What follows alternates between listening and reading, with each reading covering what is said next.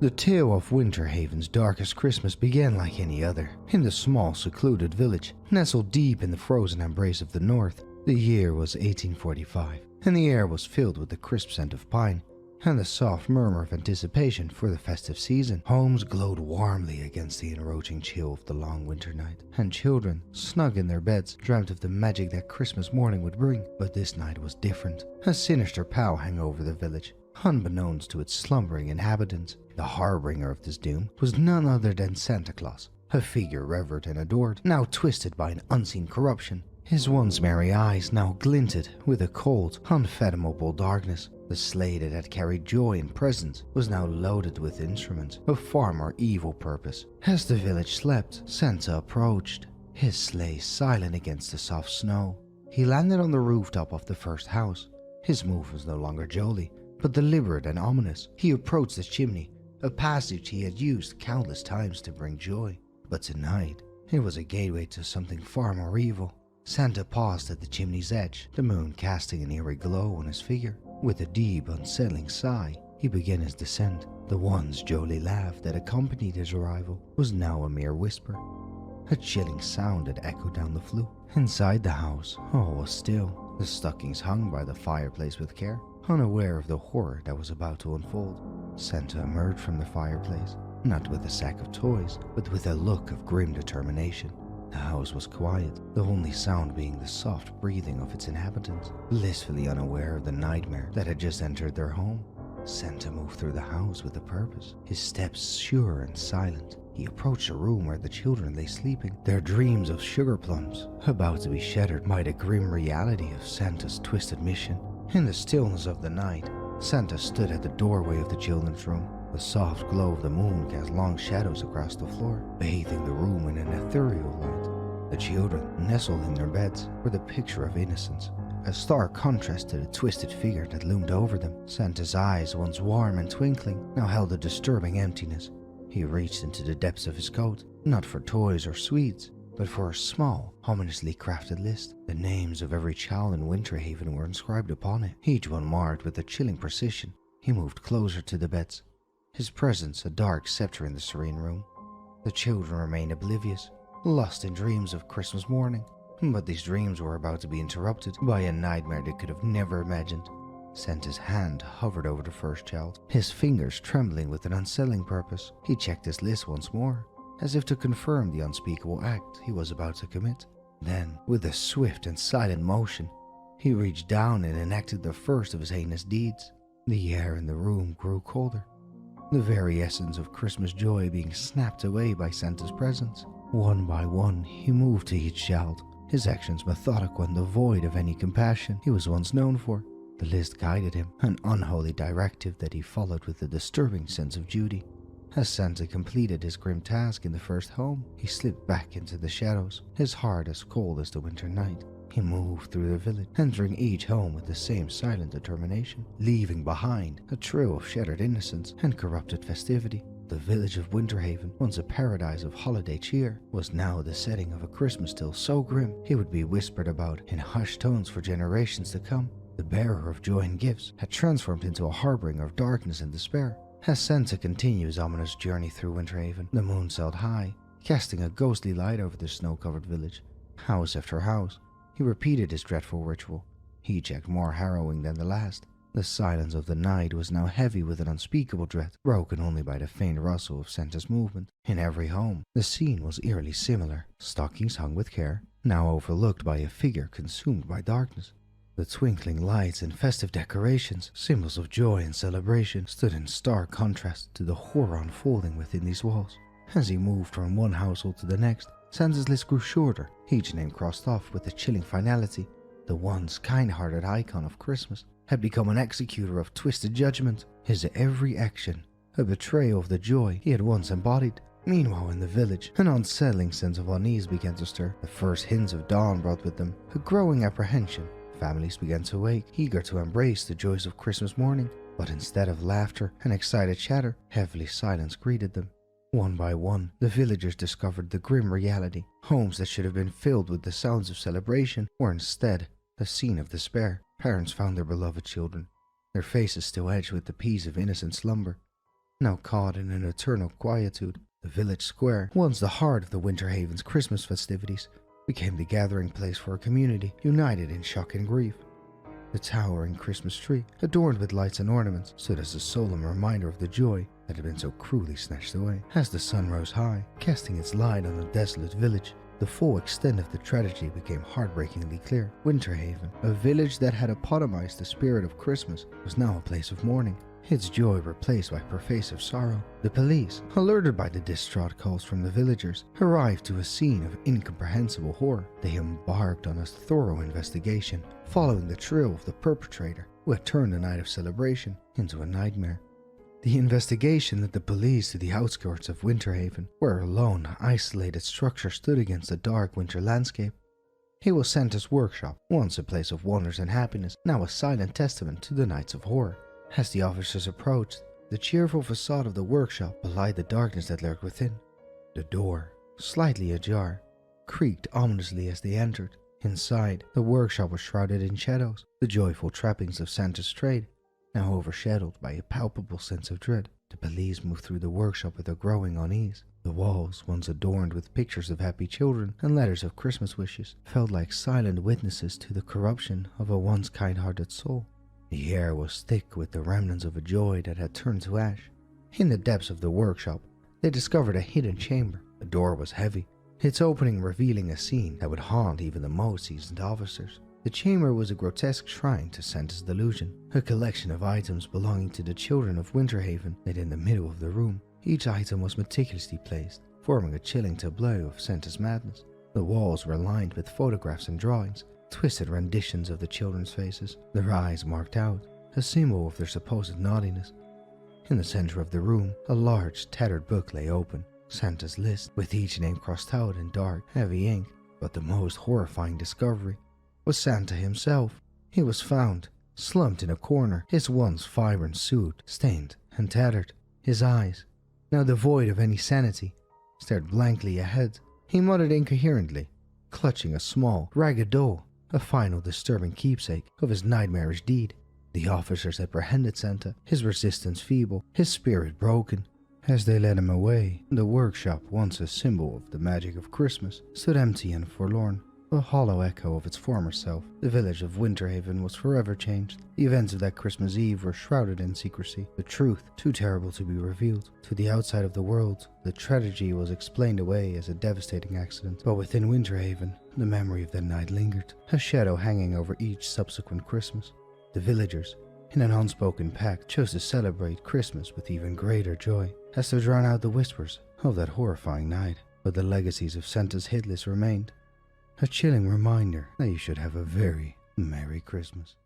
In the snowy town of Evergreen, laughter and warmth radiated from a small cozy house where Lindsay, the beloved nanny of Zachary and Miles, did her work. As Christmas approached, so did the day of Lindsay's departure, leaving the boys wishing for more time. On a quiet evening, as the first stars appeared, Zachary and Miles hatched a plan. They wrote a simple yet heartfelt wish on a scrap of paper. "We wish Lindsay could stay forever." With hopeful hearts, they tucked it amongst the branches of their Christmas tree. That night, as the town slept under a blanket of snow, something magical began to stir. The paper with their wish glimmered faintly, as if the words themselves held a sparkle of the unknown, a whisper of Christmas magic come to life. The next morning, Evergreen woke to a world transformed. A blizzard, sudden and fierce, had swept in overnight, blanketing the town in an even thicker layer of snow. The unexpected storm brought everything to a standstill, including the flights out of town.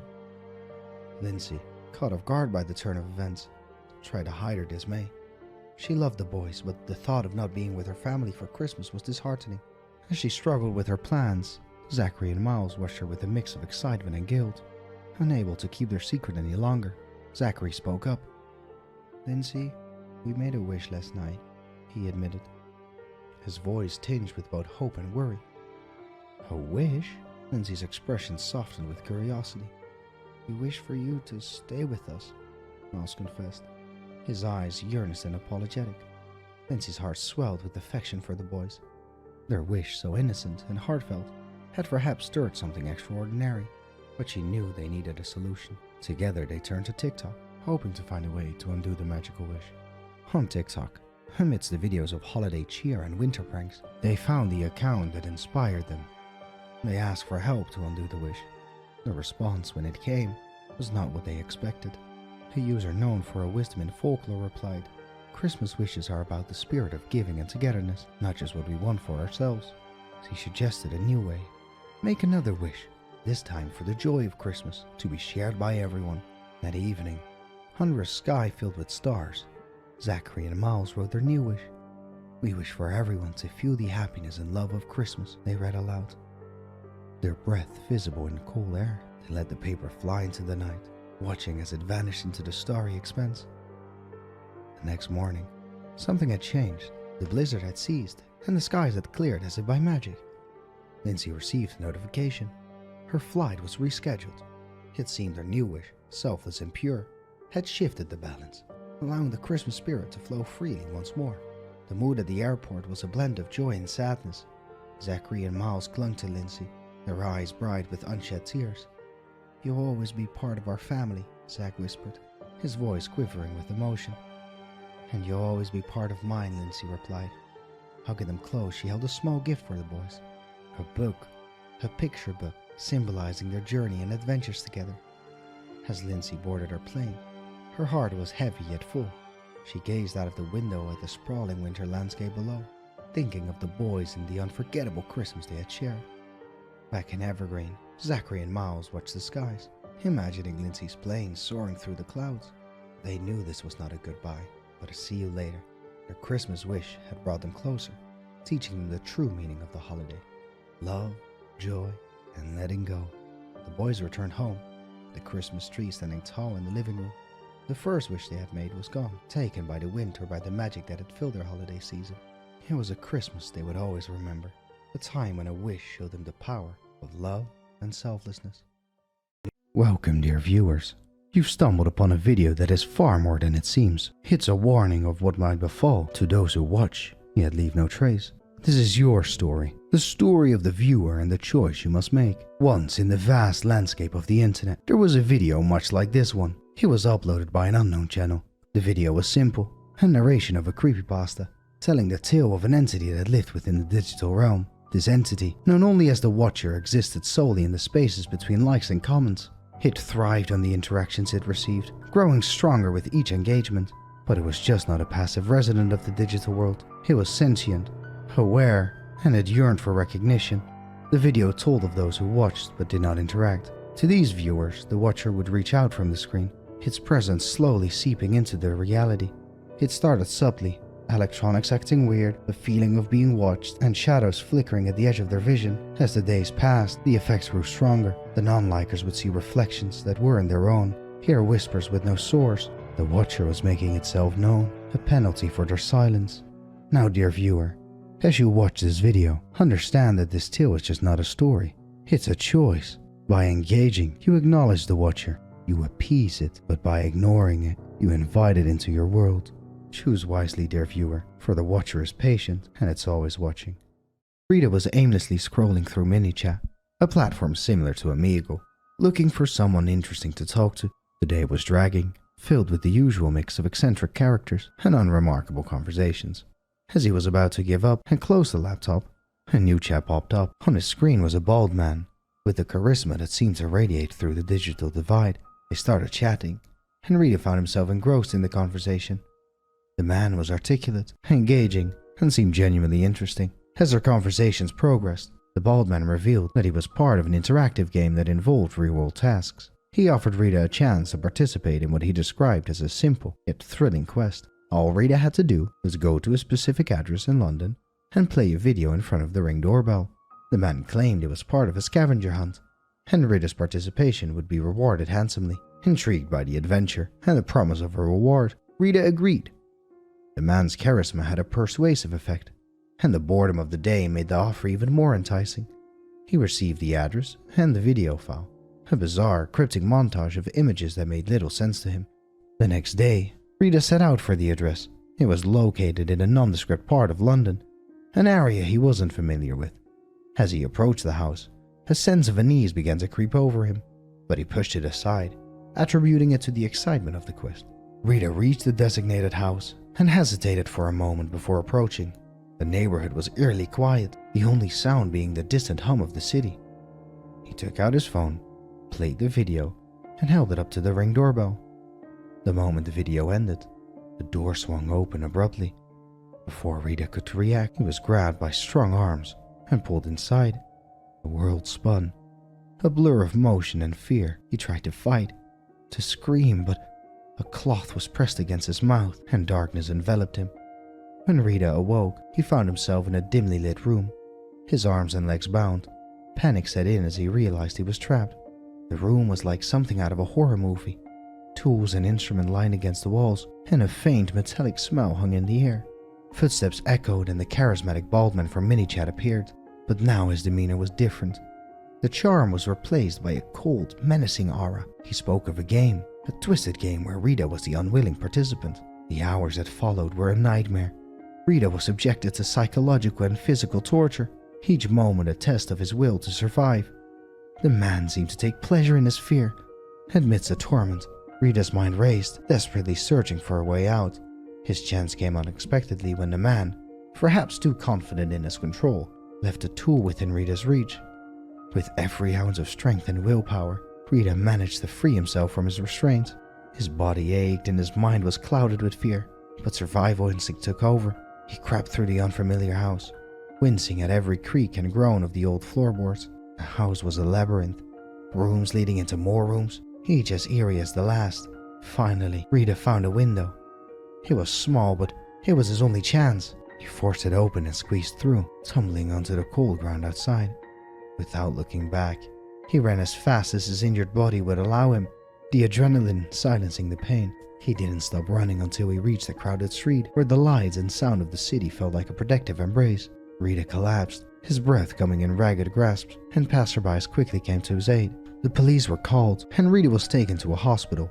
He recounted the ordeal to the officers, but when they investigated the address, they found the house abandoned, with no evidence of the horrors that Rita had described. The man from Minichat was gone, vanished as if he had never existed. Rita's life was forever changed by the encounter. He struggled with nightmares and anxiety, the world no longer a place of safety and normalcy. The physical wounds healed, but the psychological scars remained. Rita became an advocate for online safety, sharing his experience to warn others. He spoke of the ease with which one can be drawn into a stranger's web, especially when masked by the charm and allure of anonymity. Be cautious when meeting strangers online, Rita would say. Not everyone is who they appear to be. Behind the screen can lie a reality, far more terrifying than any fiction. Somewhere hidden among a forest stood an old Victorian mansion. Its architecture, a relic of a bygone era, this house with its gabled roof and shadowed windows had been my home since birth, a place of both comfort and mystery. The most intriguing of all its mysteries was the locked room at the end of the upstairs hallway. My parents, strict and traditional, forbade me from ever approaching it, their warnings stern and unyielding. Growing up, I always felt a peculiar sensation whenever I passed by that door. It was as if cold fingers brushed against the nape of my neck, urging me to glance at the heavy oak door, its surface marred by age and neglect. Strangely, the keyhole was sealed, as if ensuring that not even a curious eye could peer into its secrets. The house itself was a maze of corridors and hidden nooks, a testament to the eccentricities of its original owners, my great-grandparents. They were enigmatic figures in our family lore, spoken of in hushed tones during family gatherings. Their sudden and unexplained disappearance when my grandfather was but a child only added to the family's dark mystique. My parents, both scholars in history and archaeology, kept the house in a state of preserved antiquity. They rarely spoke of my great-grandparents or the sealed room, dismissing my inquiries with vague explanations of safety and structural concerns. But I suspected there was more, a hidden narrative buried beneath years of silence and secrecy. As a child, I would often lie awake at night, listening to the house's sound. On certain nights, when the wind howled through the ancient pines surrounding our home, I could hear faint whispers and creaks emanating from the direction of the sealed room. These sounds would weave into my dreams, conjuring shadowy corridors and hidden chambers in my restless slumbers. My journey towards uncovering the truth began unexpectedly on a rain-soaked afternoon in late October. Just days before my 18th birthday, I had been exploring the attic, a place of forgotten memories and dusty trinkets, when I stumbled upon a hidden compartment behind a false wall. Inside, I found a collection of old journals, letters, and photographs, all yellowed with age and bearing the names of my great-grandparents. The journals were filled with entries that spoke of travels of distant lands, encounters with the supernatural, and the study of arcane rituals.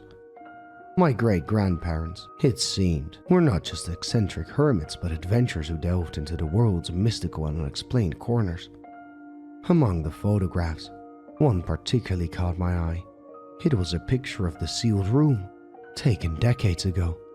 The room was shown filled with a myriad of oddities, strange artifacts, ancient tomes, and bizarre sculptures. The back of the photograph held a hastily scribbled note: "The collection. Beware its allure." That night, as thunder rumbled in the distance, I laid in bed, my thoughts racing. The discovery in the attic had unveiled a facet of my family's history that was both exhilarating and terrifying. I knew then that I couldn't rest until I uncovered the secrets of the sealed room. The whispers in the night seemed to grow louder, as if anticipation of my impending decision to delve into the unknown. The day that followed was a blur of anticipation and fear. My 18th birthday arrived, a milestone that seemed to embolden my resolve. That night, under the cover of darkness, I made my way to the forbidden door. The house was silent, save for the occasional creak of the old wood, as if it too anticipated for what was to come. Armed with a set of old lockpicks, I approached the door. My hands were shaking, not just from the chill of the night, but from the overwhelming sense of crossing an invisible threshold. The lock, old and unused, resisted at first, but eventually yielded to my persistent efforts. With a deep breath, I slowly pushed the door open. The room was shrouded in darkness, the air heavy with the scent of old paper and forgotten times. I fumbled for the light switch, my heart racing with every passing second. As the light flickered on, the room revealed itself in all its eerie glory. Shelves lined with ancient books and strange artifacts filled the space. A large desk set in the corner, cluttered with papers and a typewriter.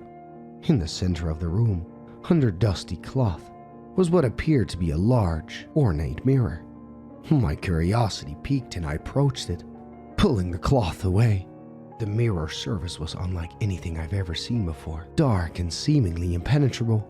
As I gazed into it, I felt a strange sensation, as if the mirror was looking back to me, peering into the depths of my soul. Suddenly the room turned cold, a chill so deep it felt as though it emanated from another world.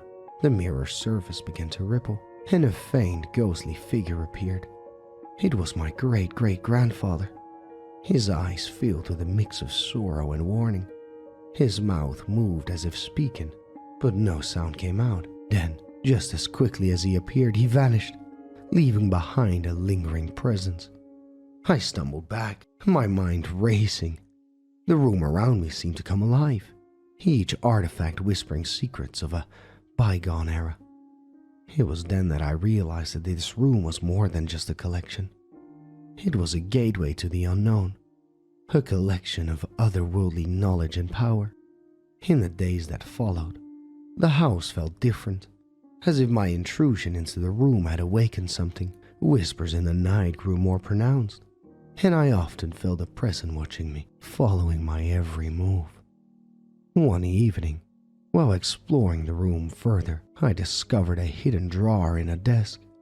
Inside was a small, leather-bound book, its pages filled with the handwritten notes and sketches.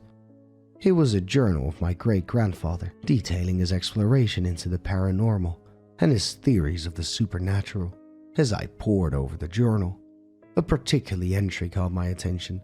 It spoke of a ritual, one that could summon entities from beyond our world. The entry was marked with a warning: "Do not attempt, consequences dire." That night, as storm raged outside, I made a decision that would change my life. Driven by a mixture of fear and fascination, I decided to attempt the ritual. I gathered the necessary items from around the room: candles, chalk, and an old amulet described in the journal. I drew a circle on the wooden floor and placed the candles at their correct spot. The amulet, a strange rune-inscribed stone, set in the circle center. As I began reciting the incantations, the wind outside grew fierce, as if protesting against the disturbance. Suddenly, the room darkened, the candles flickering out one by one. A sense of dread filled the air, and I felt a presence enter the room. Something ancient. The floor beneath the circle started to glow, and I heard a voice deep and resonant, speaking in a language I did not understand. I tried to end the ritual, to close the circle, but it was too late. The entity had crossed over, and I had unwittingly unleashed something beyond my control. In the aftermath of the ritual, the house became a nexus of unexplained phenomena. Shadows moved with a life of their own. Cold spots appeared randomly, and disembodied whispers echoed through the halls. The entity I had summoned was a formless specter. Its intentions were obscure, manifesting in fleeting glimpses and eerie sensations. I realized the gravity of my mistake in my quest for knowledge and understanding of my family's past. I had recklessly invited an unknown force into our world. The room at the end of the hallway, once a silent guardian of secrets, was now an open doorway to the unknown. My parents, upon their return from a research trip, immediately sensed the change. The air was thick with tension as I confessed my actions, expecting anger and disappointment. To my surprise, the reaction was one of resigned understanding. It was then they chose to reveal the full history of our family and the room. The room, they explained, was created by my great-grandparents as a containment for objects and entities they encountered during their paranormal investigations. It was meant to be a safe haven, a place to study and understand the supernatural without risk of the outside world. My great-grandparents' disappearance was the result of a similar ritual gone wrong, a fact that had been kept hidden to protect the family from the burden of its legacy. My parents, though knowledgeable in history and the paranormal, had chosen a path of academic study rather than direct engagement with the supernatural. Their avoidance of the room was not just out of fear, but also out of respect for its power and the potential dangers it housed. Faced with the consequences of my actions, I realized the importance of understanding and communication within our family. If only my parents had shared the room's true nature and our family's history, perhaps I would have been prepared, or at least more cautious in my approach. Using the journals and notes left by my great-grandparents, we began to research ways to banish the entity. The process was filled with challenges, each attempt bringing its own set of dangers and uncertainties. As we worked, I learned more about my family's past and the responsibilities that came with our own unique legacy. The room, with all its artifacts and secrets, was a testament to the thin veil that separates our world from the unknown. It was a reminder that some doors, once opened, can never be fully closed again. Our efforts eventually bore fruit through a combination of rituals and containment strategies. We were able to isolate the entity within the room once again. The house gradually returned to its former state, the oppressive atmosphere lifting like a fog at sunrise. Our family grew closer, bound by our shared experience and weight of our legacy. We made a collective decision to continue studying the room, but with a newfound respect and caution. I learned the hard way that curiosity, without understanding and preparation, can lead to unintended consequences. The room at the end of the hallway remained a part of our home, a symbol of our family's history and responsibilities.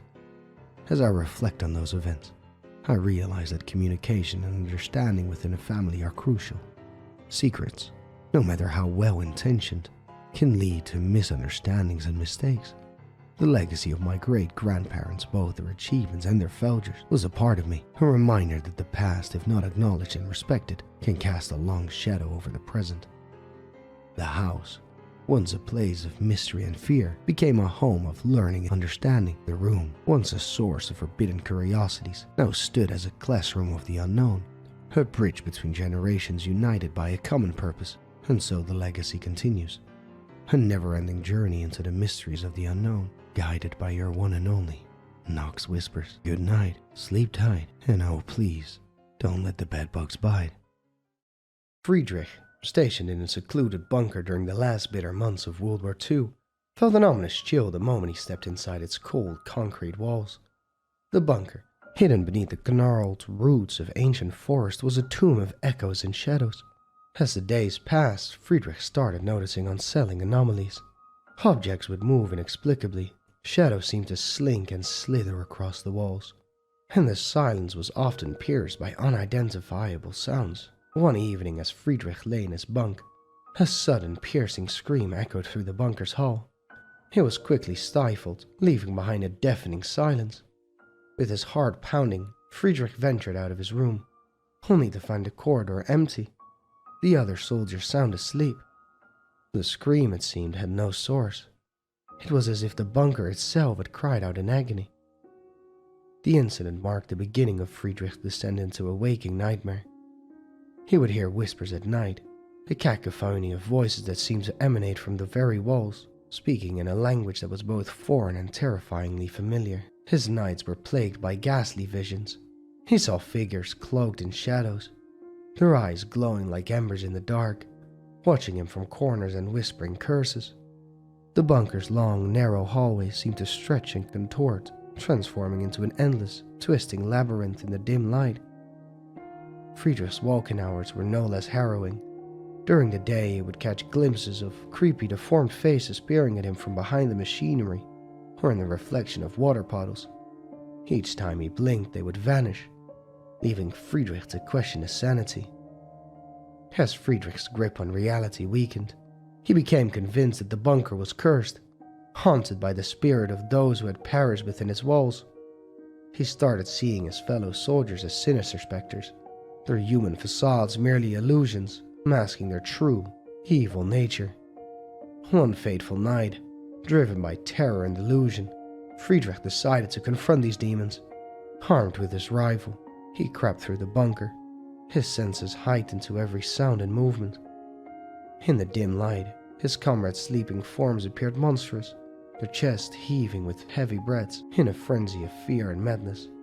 Friedrich did the unthinkable. He reloaded his gun, and he opened fire. Believing he was purging the bunker of its demonic occupants, the sound of gunshots and screams filled the air, creating a symphony of horror that echoed through the concrete chambers. When the sun rose, it revealed a scene of unspeakable carnage. Friedrich sat amidst the lifeless body of his comrades, his mind lost in the labyrinth of his own madness. The realization of what he had done slowly dawned on him, the horror etched into his face. The bunker, once a place of refuge, had become a tomb, a monument to the curse that had consumed Friedrich's mind and soul. In the cold light of dawn, Friedrich sat motionless among the remnants of his actions, the bunker now a mausoleum of his fallen comrades. The eerie silence was suffocating, broken only by his shallow, trembling breaths. The rifle lay discarded beside him, its barrel still warm with some smoke emitting from it. As the reality of his deed settled in, a wave of horror washed over Friedrich. His mind, once clouded by fear and delusion, began to clear, only to confront the gruesome truth of his action. The bunker, which he believed to be cursed, was in fact a prison of his own making, a manifestation on his unraveled psyche. He stumbled through the corridors, each step heavy with guilt and despair. The once intimidating shadows now seemed benign, the whispers and vision gone. All that remained was the haunting echo of his actions. Friedrich found his way to the communication room, its equipment untouched by the night's madness. His uniform stained and disheveled sits in the corner. His hands are trembling as he reaches for the radio transmitter. He turns the dial, the static cracked the line. Mayday, Mayday. This is Private Friedrich Muller of Bunker Z Alpha, requesting immediate assistance. Over. Mayday, Mayday. This is Private Friedrich Muller of Bunker Z Alpha, requesting immediate assistance. Over. This is Base Command. We read you, Bunker Z Alpha. What's your situation? Over. There's been an incident. I need help. They're all gone. Over. Clarify, Private Muller. Who is gone? Over. My comrades. I thought there was something in the bunker. I saw things. Heard things. I thought we were under attack. But it was only me. I did this. Oh God, I did this. Help is on the way, Private Muller. Stay where you are. Over and out. What have I done? What have I done?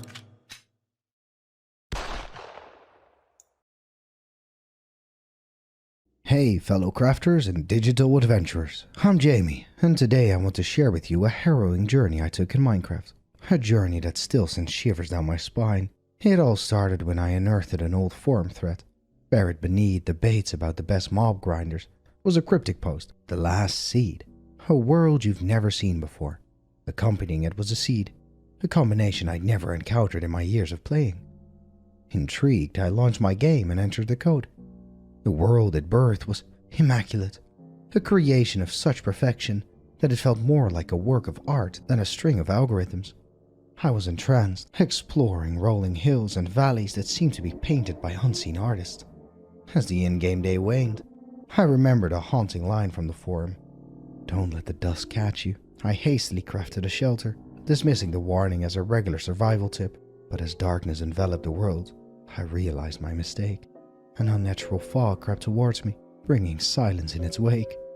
The vibrant world I explored became a ghost of itself, its beauty veiled under a shroud of darkness. From within the mist, I heard sounds that were not supposed to exist. Throughout the night, creatures showed up, twisted version of the game's usual suspect. They lurked outside of my makeshift home. Their eyes glowed with a strange light, and their movements were jerky, as if they were puppets on strings. One even pressed its face against the window, its eyes hollow, a void where life should have been. I realized then that this was no ordinary seed. This was a world that defied the laws of the game, a world that was never meant to be played. When morning came, the fog and the creatures vanished, as though they were mere figments of my imagination. The world returned to its idyllic state, but the terror of the night lingered. I had to understand the truth behind the last seed. What was its purpose? Who created it? And why did it feel like the game wanted me gone? I'll continue my investigation into this mystery. If anyone out there has encountered this seed or knows anything about it, please reach out. I have a feeling this is bigger than any of us could imagine. For now, this is Jamie, signing off. Stay curious, stay brave, and perhaps stay away from the last seed.